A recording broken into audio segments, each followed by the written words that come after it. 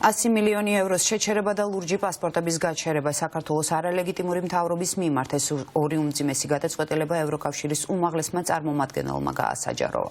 მარტა კოსი ბრიუსელში დღეს პირდაპირ ამბობდა, რომ ქართული ოცნების საფინანსო მხარდაჭერა შეჩერებულია დიპლომატიური და სამსახურეობრივი პასპორტებისთვის უვიზო რეჟიმის შეჩერება კი თვის ბოლომდე მოხდება. ამ უმკაცრესი გადაწყვეტილებების ფონზე თბილისში მუშაობს ევროსაბჭოს მისია, რომელმაც საკუთარი ვიზიტის მიზანი საჯაროდ დააფიქსირა. ეს არ არის მხარდაჭერის გამოხატვა, პირიქით მისია საქართველოში პოლიტიკურ და სამართლებრივ კრიზისს სწავლობს. ნინო სამყურაშვილი შემოგვიერთდება ახლა პირდაპირ ეთერში და ისაუბრებს ევროპული პოლიტიკის უმკაცრეს გადაწყვეტილებებზე საქართველოს არალეგიტიმური ხელისუფლების მიმართ. დიახ, ხელისუფლების მიმართ გადაწყვეტილება მიღებულია და ის თანხა, რომელიც უნდა გამოყოფილიყო საქართველოს სწორედ ხელისუფლების მხარდასაჭერად და პროექტებს უნდა მოხმარებოდა, ეს ყველაფერი ამ დროისთვის არის გაჩერებული და მას თავისი დანიშნულება აუცილებლად შეეცვლება ის განცხადება, რომელიც გააკეთა დღეს ევროკომისარმა მარტა კოსმა საგარეო კომიტეტის, ევროპარლამენტის საგარეო კომიტეტის სხდომაზე უსმენდნენ მას და წარადგინა ანგარიში ყველა იმ ქვეყანაზე, რომელიც არის ევროკავშირის წევრობის კანდიდატის სტატუსი აქვს მიღებული და მათ შორის საქართველოსთან დაკავშირებით იყო საუბარი და იქ კითხვებიც რა თქმა უნდა ევროპარლამენტარებმა დასვეს საქართველოსთან დაკავშირებით, მათ შორის საქართველოს საკითხზე მომუშავე რასა იუკნევიჩიანემაც.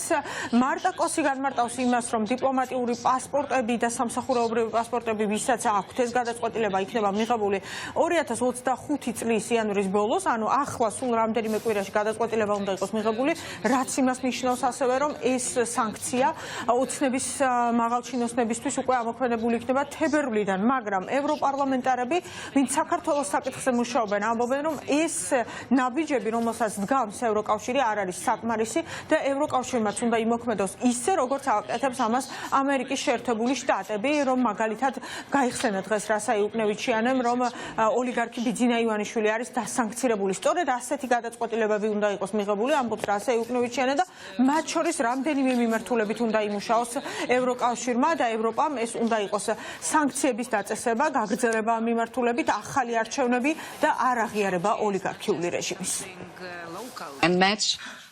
კომისიამ უკვე შეაჩერა 100 მილიონ ევროზე მეტი დაფინანსება, რომელიც პირდაპირ იყო განკუთვნილი საქართველოს ხელისუფლებისთვის და ჩვენ თანხების შემდგომი გადანაწილების შესაძლებლობას განვიხილავთ. ასევე ჩვენ შევთავაზეთ საქართველოსთან დაკავშირებით ევროკავშირის სავიზო რეჟიმის გამარტივების შესახებ შეთანხმების ნაწილობრივ შეჩერებასთან დაკავშირებით, რათა საქართველოს მიერ გაცემული დიპლომატიური პასპორტების მფლობელებისთვის სავიზო მოთხოვნები დავაწესოთ. ევროკავშირის წევრი ქვეყნები ამ შეთავაზებას იანვრის ბოლოს უყრიან. იმავდროულად ჩვენ ვაგრძელებთ სამოქალაქო საზოგადოების ორგანიზაციებისა და დამოუკიდებელი მედიის მხარდაჭერას. მათთვის უკვე 8,5 მილიონი ევროა გამოყოფილი. ასევე მზად ვართ დამატებით 7 მილიონი евро საკომუნიკაციო საქმიანობისთვის გამოვყოთ და ჩვენ ქართული ოცნების ხელმძღვანელობის მიერ გავრცელებულ დეზინფორმაციაზე ჩვენი საპასუხო რეაქცია უნდა გავაძლიეროთ. საქართველოში არსებული ვითარება მკაფიო შეხსენებაა იმისა, რომ ევროკავშირში გაწევრიანების გზა ადვილი არ არის და შესაძლოა შემაფერხებელ ფაქტორებს ადგილი ჰქონდეს და აქვს კიდეც. წუხვა, რომ ხელისუფლება ევროკავშირში ინტეგრაციისგან დაშორებას აგრძელებს. ევროინტეგრაციის მიმართ ქართველი ხალხის არჩევანი კონსტიტუციაშია დაფიქსირებული და ისინი ყოველ ღამით ქუჩებში გამოდიან, რადგან მისი შენარჩუნება ნამდვილად სურთ. ხელისუფლების ქმედებები მშვიდობიანი დემონსტრანტების, ოპოზიციის წარმომადგენლების, სამოქალაქო საზოგადოების ორგანიზაციებისა და ჟურნალისტების წინააღმდეგ სრულიად მიუღებელია. სამი ყველაზე მნიშვნელოვანი საკითხია არაღიარება სანქციები და ახალი არჩევნები. პირველი არაღიარება ქართული კოშმარი სასოწარკვეთილად ცდილობს ლეგიტიმაციის მოპოვებას. ამიტომ მნიშვნელოვანია ვიზიტების თავიდან აცილება მოხდეს, მაგრამ მეორე მხრივ ჩვენ უნდა ვნახოთ რისი გაკეთება შეგვიძლია. ქართულმა ხალხმა დებიძინიზაციის პროცესი დაიწყო და ისინი ამ პროცესს გააგრძელებენ. ადამიანები, რომლებიც ქუჩაში გვხვდებოდნენ, გვეუბნებოდნენ, რომ არასდროს დანემდებიან და არასდროს დაუშვებთ, რომ საქართველო რუსკი მირის ან რუსეთის ფედერაციის ნაწილი გახდეს. მეორე, სანქციები გასაგებია, რომ რთულია, მაგრამ ამერიკის შეერთებულმა შტატებმა საქართველოს დემოკრატიული და ევროატლანტიკური მომავლისთვის ძირის გამოთვლის გამო ბიძინა ივანიშვილის წინააღმდეგ სანქციები უკვე დააწესა. მესამე საკითხი ძალიან მნიშვნელოვანი, ახალი არჩევნები. დროა დავიწყოთ ფიქრი იმ გეგმაზე, თუ როგორ დავეხმაროთ ქართველებს მოპარული ხმების დაბრუნებაში. სხვა გზა არ არის. Mashing მაშინ როცა ტრამპი თეთრ სახლში ბრუნდება, პირველი ტესტი ევროპის შესაძლებლობისთვის იზრუნოს საკუთარ უსაფრთხოებაზე საქართველოში ხდება. თვეზე მეტია ქართველი ხალხი უპრეცედენტო რაოდენობით არის მობილიზებული, რათა რეჟიმის წინააღმდეგ პროტესტი გამოხატოს, რომელიც საკუთარი ხალხის ნების წინააღმდეგ რუსეთს გულში იკრავს, რადგან საქართველოში მოსახლეობის დიდი უმრავლესობა პროევროპულია და ესმე თავად მოვისმინე გასულ თვეში თბილისში ყოფნისას. ისინი ითხოვენ მხარდაჭერას და ჩვენ უნდა მივცეთ ეს მხარდაჭერა. იმედი მაქვს, რომ საქართველოს თქვენს პრიორიტეტთა სიაში უფრო მაღლა იქნება. მაშინ როცა შეერთებული შტატები ოლიგარქ ივანიშვილს სანქციებს უწესებს, ევროპული საბჭო მხოლოდ ამზადებს გეგმებს ქართველი ჩინოსნებისთვის დიპლომატიური პასპორტების გაუქმებაზე, რაც სრულიად არასაკმარისია. და ის რომ სტრატეგიული პარტნიორებისთვის განსაკუთრებულად მნიშვნელოვანი არის საქართველო, ამას მოწმობს ის რომ საქართველოში იმყოფება ევროსაბჭოს საპარლამენტო ასამბლეის მონიტორინგის თანამომხსენებლები, მათ დღეს არასამთავრობო ორგანიზაციები შეხვდნენ, ასევე ჟურნალისტები, რომლებიც იყვნენ სასტიკად გაუსწორდნენ და მათ ოლიგარქიული რეჟიმი და მიაწოდეს დეტალური ინფორმაცია იმაზე, თუ რა ხდება საქართველოში და როგორ უნდა გადაიჭრას ის პოლიტიკური და სამართლებრივი კრიზისი, რომელიც ახლა ქვეყანაშია. მათ აქვთ ინფორმაცია, მათ შორის ნაწამები ადამიანების შესახებ, შესაბამისი, ესე ვთქვათ, ფოტო, ვიდეო და სხვა ტიპის მტკიცებულებებით, რა თქმა უნდა, დღეს კიდევ ერთხელ ვისაუბრებთ ამ საკითხებზე. მათ აქვთ სრულყოფილი ინფორმაცია ასევე აქციების დროს და მის შემდგომ პერიოდში დაშავებული ჟურნალისტების ნაწამები ადამიანების შესახებ, არასათანადო მოპყრობის, ძარცვის, დაკავებულების ძარცვის შესახებ.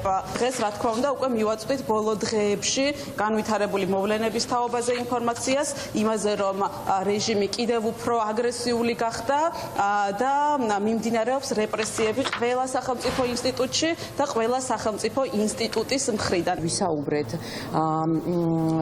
მზია ამაღლობელზეც, იმაზე რომ დაუსაბუთებლად იქნა იგი დატოვებული წინასწარ პატიმრობაში და ზოგადად მაგ საქმეზე, სადაც მტკიცებულებები ფაქტიურად არ არის და საუბრობდით ასევე იმ სისხლის სამართლის საქმეებზე, რომელიც არის მიმდინარე ამ ეტაპზე.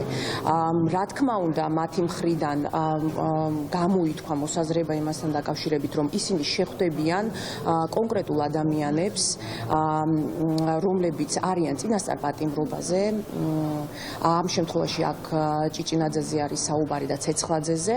ერთ-ერთი საკითხი იყო, როგორც გითხარით, არჩევნები და მისი ჩატარების ხარისხი, ასევე მიმდინარე პროტესტი და პროტესტის დროს უკანონოდ დაკავებული ადამიანები, მათი წამება და არაადამიანური მოპყრობა, ასევე ვისაუბრეთ სახელმწიფო ინსტიტუტებზე, რომლებიც არიან მიტაცებული და მათ შორის სასამართლოზე, რომელიც იღებს აი ამ გადაწყვეტილებებს, რასაც ვხედავთ და რა თქმა უნდა ვისაუბრეთ იმაზე, თუ რა წარმოგვიდგენია ჩვენ საზოგადოებას გამოსავლის გზებად, როგორც უკვე საჯაროდ ყველა მიცით ვამბობთ, რომ არსებობს ორი მოთხოვნა, რომელზეც თანხმდება საზოგადოების ყველა წევრი, ეს არის უკანონოდ დაკავებული ადამიანების გათავისუფლება და ეს არის ახალი არჩევნები. ვუთხარი, რომ ასეთია ივანიშვილის ოცნების საქართველო, სადაც ჩვენ მის კრიტიკოსებს ადამიანის უფლებები არ გვაქვს და ჩვენ ვართ დაუცველები.